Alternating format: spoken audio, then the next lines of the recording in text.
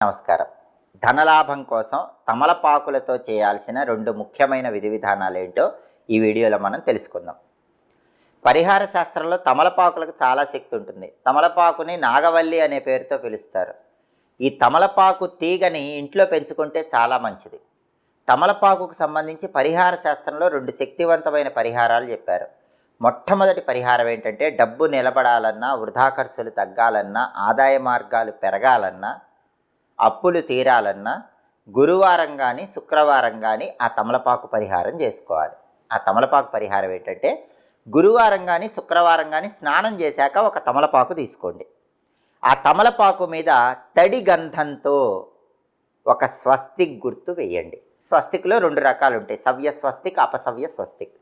తమలపాకు మీద తడి గంధంతో సవ్య స్వస్తిక్ గుర్తు వేయాలి.